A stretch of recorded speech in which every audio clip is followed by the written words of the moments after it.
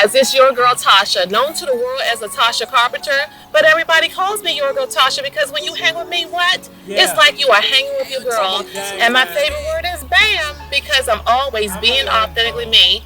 Today I'm here in association with Zola Entertainment Magazine, and you guys aren't used to seeing me dressed down, but I'm dressed down for a very good reason. Today we'll be interviewing a very special, extraordinary, unique young man in the community, Mr. William Dieng, and you'll be seeing what his special talent is. Hey, Mr. William, how are you doing? Is it okay to call you Mr. William? Okay, all right. Just call me YGT, okay? All right. So what we want to do is to introduce yourself to the viewers and let them know a little bit about yourself and how you grew up, where you're from, and anything special that you just want them to know. Okay, well, like I said, my name is William Dieng. I am a licensed falconer in Prince George's County, Maryland. I was born in Silver Spring, but I was raised in my grandma's house with my mom and sister in Oxon Hill, Maryland. I moved here up Marlboro in 2017, and at first I didn't really like it because I didn't want to leave my grandma's house and everything I was grew up around with. And eventually I settled in, and I was a Boy Scout for about 10 years at Mount Eden Baptist Church. And I became an Eagle Scout in 2019 of October. And then, well, along with that, I'm a licensed falconer, so I was able to be taught the ancient art of falconry, which is the oldest land sport known to man, over 4,000-year-old, which is the art of taking a wild bird of prey and training it to hunt wild game in the field and return to the fist. So, I got my license to do that in 2018, and ever since then I've been fascinated with the sport, and I've not been away from it since. Okay, so William, how did your appreciation for falconeer come about? When I was about 12 years old, I believe, I saw a PBS documentary about falconry, and I said, okay, that's cool. But then when I was about 14 years old, I actually saw it in person because me and my sister's Girl Scout troop went to Middlewood Times, and we saw a licensed falconer flying a peregrine falcon around the stadium. And I talked to the falconer after the show and asked her how you do that, how you get into that. And she told me she was a falconer. So I looked it up in Maryland, and it turns out I have a license to do that. So I was still learning about it. So I was trying to get the best way around getting a license without doing it without a license. So I decided to get a license in the end because I didn't feel like going through any more hoops than I had to. So yeah, got my license in 2018, got my first bird, and going downhill since then. Okay, so I'm a mom. Yeah. You were how old in 2018? I was 18, 22. Oh, you were 18. So yes. So that's my question. When you come home and you tell your parents that you want to be a falconer and you need a bird, who bought your first bird? Actually, when you first acquire a license in hand, you are required to go out with your sponsor. A falconer will teach you about 2 years, or he's been doing the sport for at least 7 years. You have to go out into the wild with him and trap a juvenile bird of prey. Most likely going to be a red-toed hawk, but in Maryland you can either trap a red-shouldered hawk, a red-toed hawk, or an American kestrel. But yeah, you sort of trap the first bird out the wild. Only the juveniles. You can't trap the adults because they got to reproduce and make babies and have mates. So. Oh my goodness! So you didn't have to spend any kind of money at all? Not for the first 2 years, no. The only thing I had to spend money on was the enclosure, the food, and the equipment. Okay, so with this whole licensing thing, I mean, is it something that you just do at home, or do you have to go to an academy or a school, or how does that take place? All the birds in the United States are protected under the Migratory Bird Treaty Act of 1982. What that says that you can't own, possess, sell, barter, or even obtain a feather from any native bird in the United States without a license. A lot of fines, could be jail time involved, so this bird's fairly protected. I'm only allowed to possess it because I've been trained and have paperwork necessary to have this bird sit on my fist right now. But yeah, so luckily the state DNR, the state department, handles hunter fishing licenses, handles the sport license. So what you have to do is you have to find a sponsor, somebody who's practicing the art for at least 7 years, and you have to take a 100-question exam. You got to get 80% right. You got to get 80 questions right. And I took that exam 3 times. It's funny because once you fail the first time, you gotta wait 3 months to take it again. So it took me 9 months to pass the exam. And about another month after you pass the exam, you have to wait until a DNR officer comes to inspect your bird enclosure, which is called a muse. And that's where you keep the bird in, make sure it's basically a modified shed or anything like that built in to keep the bird safe from predators and warm and everything need to be able to survive in the shed. And so once the DNR officer inspects your shed, then they send your license in the mail, then go trap first bird out the wild and start from there. Okay, so William, Yes, ma'am. I feel like my face is like stuck because everything that you're saying to me just has me smiling. It has this warm and fuzzy feeling going on the inside of me. You're so knowledgeable in information. I'm really amazed about this, about not having to pay for a bird and everything that you know. So we have who over here? This is Hilda. She's a 2.5-year-old female Harris's hawk, and she was obtained by me from a licensed breeder in New York in 2020. And she is a falconry bird, so she is trained to be around me and let me touch her and assist her with hunting. So we take her out here at this local park every hunting season, September through March. We hunt gray squirrels and cottontail rabbits with her. And she has been a great bird so far. She's one of the most personable birds I've owned so far. And she really tolerant of me and tolerant of other people. Hello, Hilda. How are you, darling? So, what other type of species do you deal with as well? So far, I have dealt with 5 red-tailed hawks, 1 barn owl over there, and 3 Harris hawks. So there's numerous other species you can use in the art of falconry. But you don't just get a bird randomly. There's a certain aspects you gotta consider when getting into the sport of falconry, like such as what kind of area you live in, because not every bird can hunt the same area.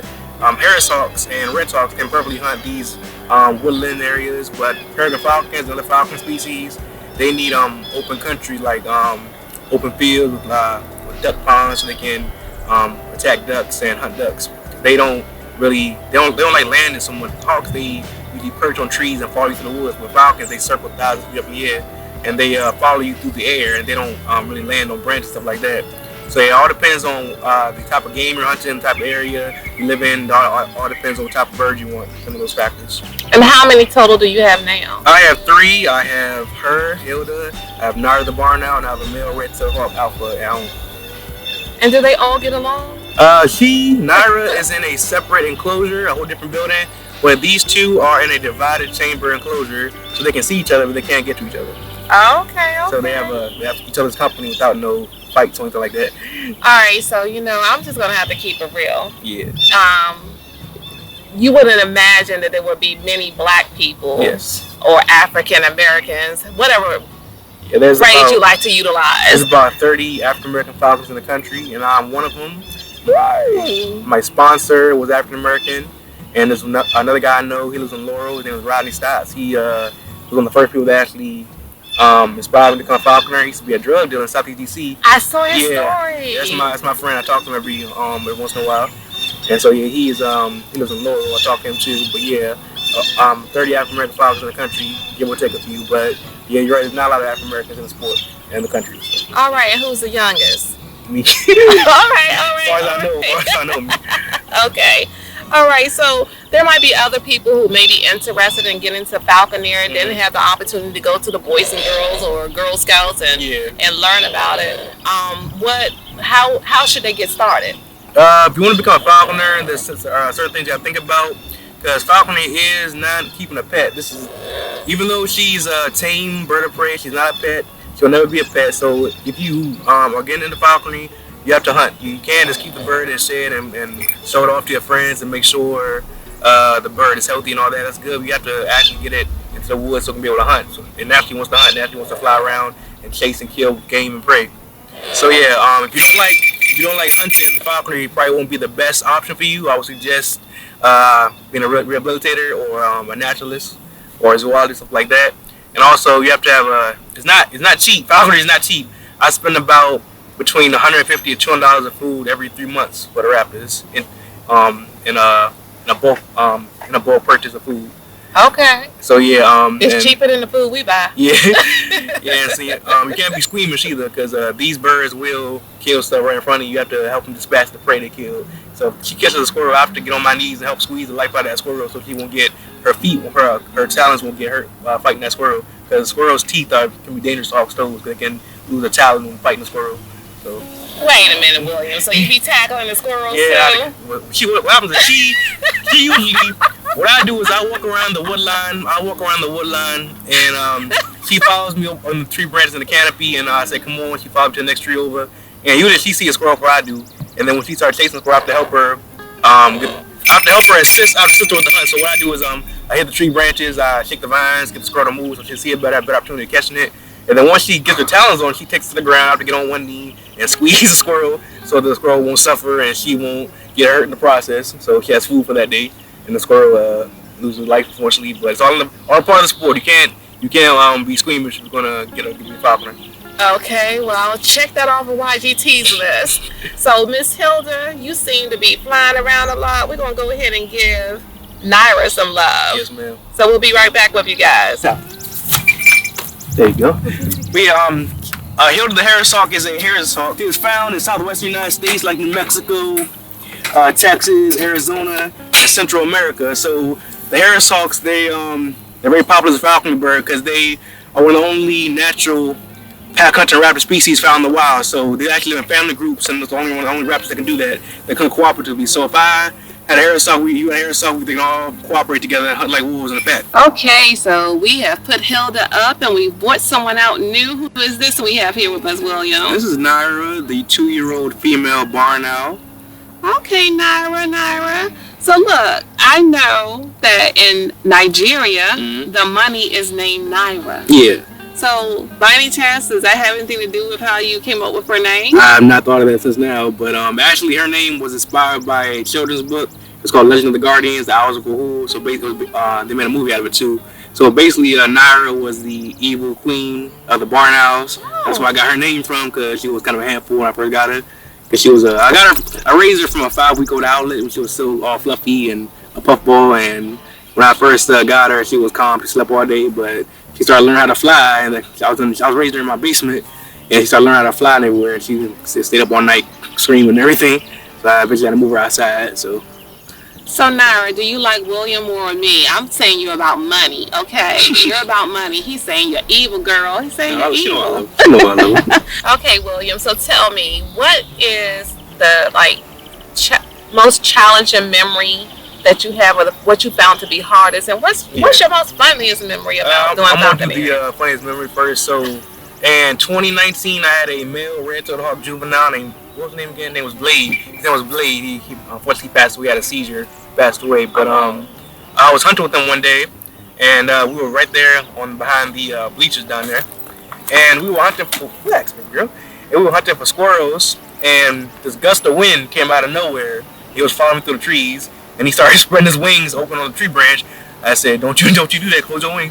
And so he took off into a soar about maybe 200 feet in the air. And so the wind took him all the way across Nick's neighborhood down there.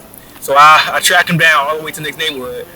He luckily had bells. All falcon birds have bells when we're hunting to keep track of them when they're flying in the wild hunting together.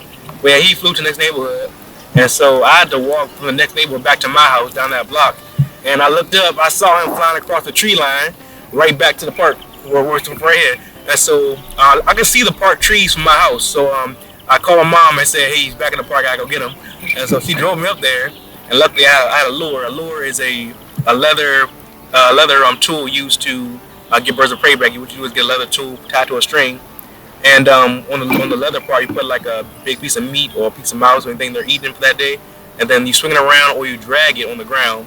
So every time they see a lure, that means they're going to get fed, a good meal and get fed soon. And so I was walking down the trail right here. I didn't see him. At that point, I didn't see him no more. I knew he flew back to the park. That's all I knew. And so I was walking down that trail. I was dragging the lure on the ground. And he was right above me in that pine tree. He scared me. He smacked the so hard. I looked like, "What is that?" Okay, that's you. Okay, so I got him because he attacked you. He didn't. He attacked the lure because I was dragging the lure on the ground. Okay. He started on me because he hit the lure so hard after being blown back over here. So that was the funniest memory. And the challenging thing is that every bird is different. Not every bird will react the same way to one certain training method as the other one. So birds are alive. They have feelings. They have emotions. They have minds of their own. They can do what they want. The only reason they stick around because they realize that having a falconer as a partner is easier than surviving in the wild and have to hunt for food every day, not to worry about going hungry every day. And 70% of wild falcon birds, red-tailed hawks, for example, they die the first year of being out the nest. So sometimes they get hit by cars, sometimes they get electrocuted by power lines, sometimes they can't find enough food for wintertime when it gets cold, they can't find enough food and starve to death. Sometimes disease get them. So what falconers do, we trap juvenile birds and train them for falconry hunting. So hopefully, when we release them in a year or two, or after the hunting season is over, we release them back to the wild once we finish hunting with them, and hopefully they learn something, learn how to hunt better a little bit. Hopefully have a higher survival rate once they're back in the wild, and hopefully find a mate we can reproduce for more hunting. Okay, speaking of mates, how old are you? I am 21 in June. All right, so how many ladies want to get with you because it's so cool that you got these birds? Yes, it's challenging. Give me a little bit more. We gotta get some juicy juice in here. I'm single, and I'm just like I'm doing me for a while. I'm not saying like keep doing. Yeah, I'm saying I'm just living my life and live my best life and see where life takes me. So will the future lady have to be in love with the birds? It'll be highly recommended. I know that's right. Okay, so tell me, how many people are aware about you and your gift in the area? How well known are you? Actually, I come down to the park almost all the time. When I hunt, everybody sees me calling the bird man. They know me because I see kids playing basketball. They always see me walk on the birds, and that's so amazing, man. And one time I was walking that trail right there. My hawk was following me. I put my glove. I said, "Come on!" And the guy I'm working out. She came immediately. The guy working out. He was like, "Oh man, so amazing, man! Stop working out just see that, man. So cool." So yeah, a lot of people know me in this neighborhood. Some people know me on TikTok. I have 75,000 followers on TikTok, and they know me that I do a rapper or falconer.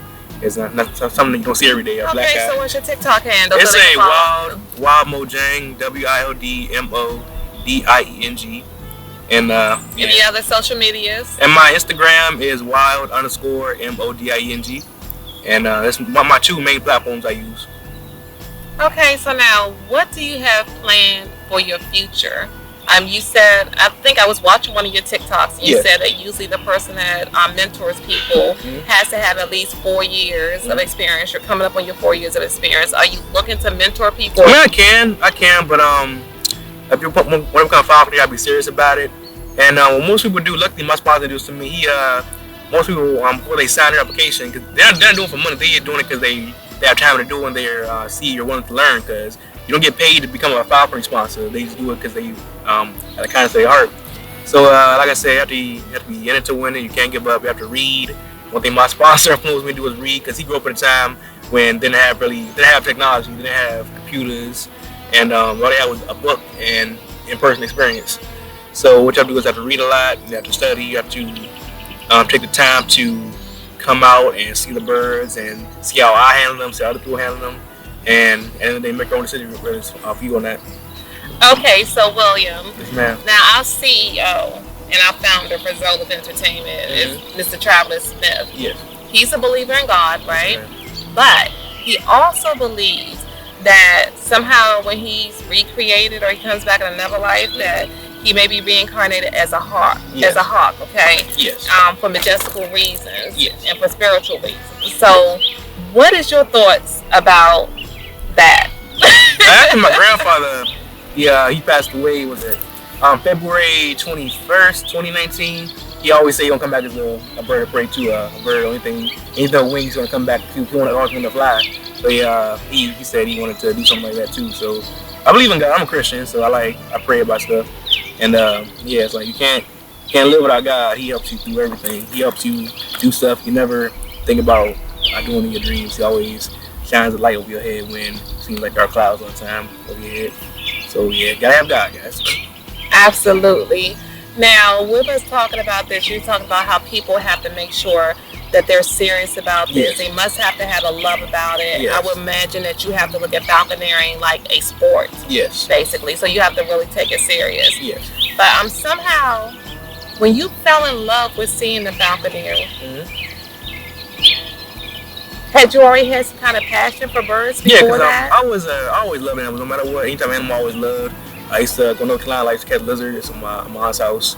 And I always loved animals in general, so falconry is another step up from that. So I like reptiles, pets in my house, so I always grew up around animals. I love being outside, I love being in the wilderness. And falconry is another part of that in my life.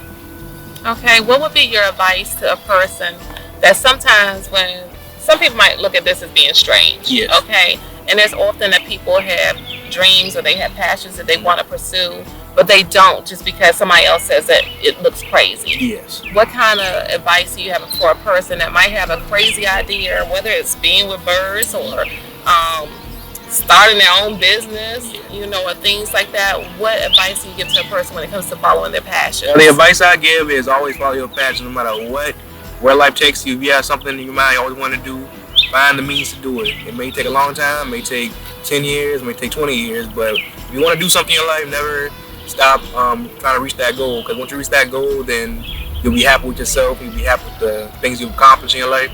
And people that think this is weird or whatever, like, everybody's weird in their own way. Everybody got their own individual hobbies and lifestyles and occupations they like doing.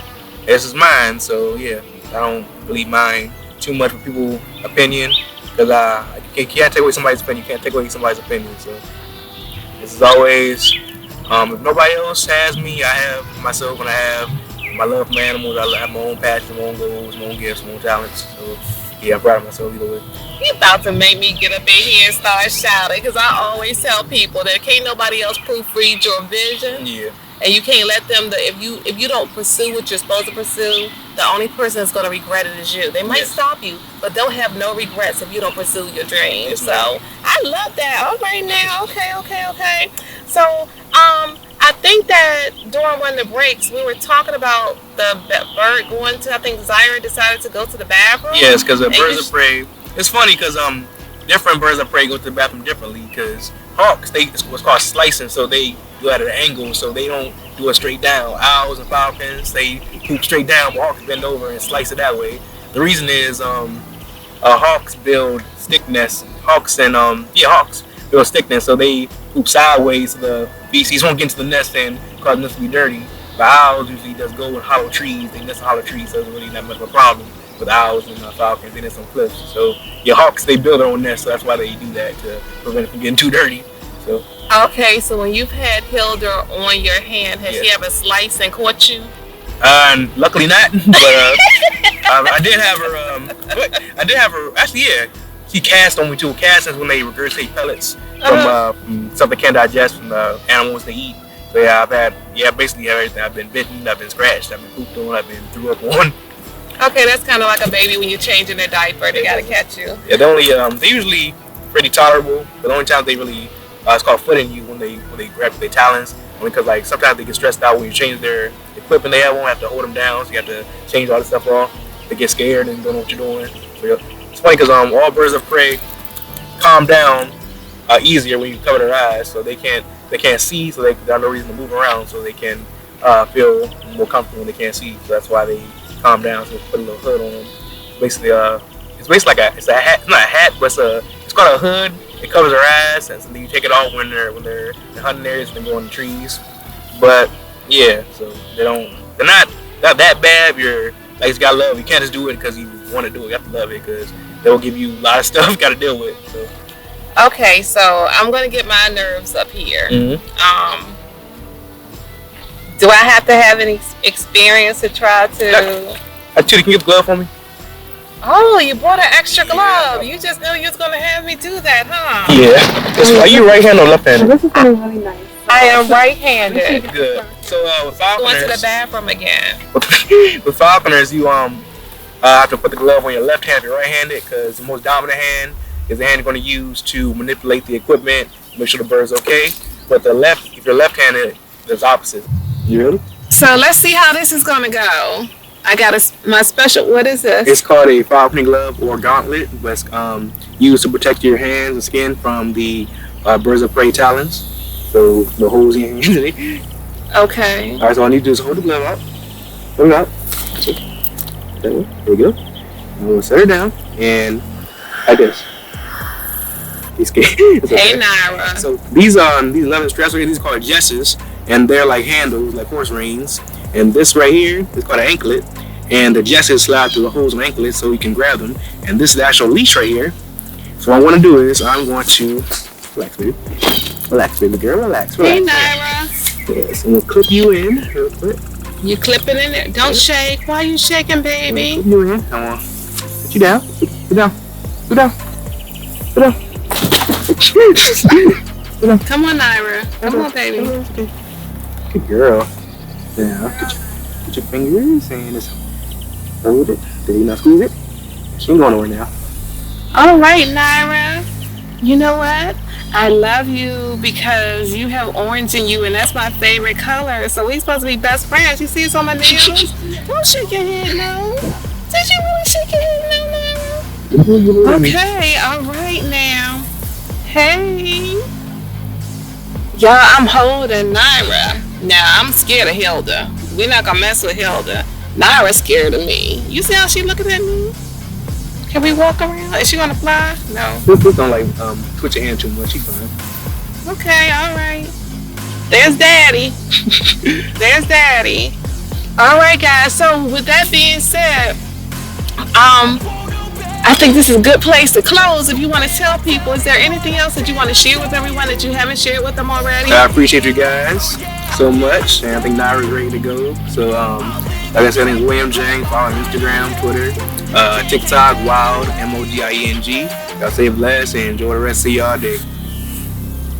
All right, guys. So there you have it, and we will see you at the next one. And y'all know what my favorite word is. Bam. Bam. Bye, guys. You guys thought that we were gone, didn't you? But when YGT went to grab her bag, oh my goodness, I forgot that we had a special gift. And after hearing about how he out there killing these squirrels and stuff with the birds, we decided to give you a special gift from Ozark Trail. Thank you. We thought it was really cool. You have your own little hatchet. Thank you so much. So I don't know, you gonna chop the squirrel head off now or what? I try to be ethical with it. Okay, just squeeze them, right? Yes, ma'am. Okay, well, anyway, I don't know what you could do with this, but we think it's pretty cool. So this is your own personal hatchet, okay? Thank you guys so much. Appreciate you guys. You're welcome, and thank you so much. We appreciate it. I just wanna get caught up in this life. I'm crazy, I'm mad, doing no cap. Only God wants you, better go live it up. Cash in the bag, stadium packed. Baby, I'm bad, baby, I'm bad. I just wanna stay bad, stay mad. Chip on my shoulder cause they treat me like an outcast. I ain't gonna take that, stay back. I'll be swinging hard till the hits come in all caps. I ain't gonna lay back, pray that someone's gonna help me. Ain't nobody like that. I ain't gonna wait, that's all fact. Give me one shot and I'll never get the throne back. I'm sick of being cautious. I'ma go cause something, can't stop this. I'ma steal everybody's lane, call it shoplift. Sick of hearing everyone complain when they thoughtless. Taste the pain, it's like candy canes. It makes me go change into a better frame, into a better name. Society's insane, we all live for fame, yeah. Cash in the bag, stadium packed. Born a rock star in this life, gon' live it up on the attack. Baby, I'm bad, I just wanna get caught up in this life. I'm crazy, I'm mad, do it no cap.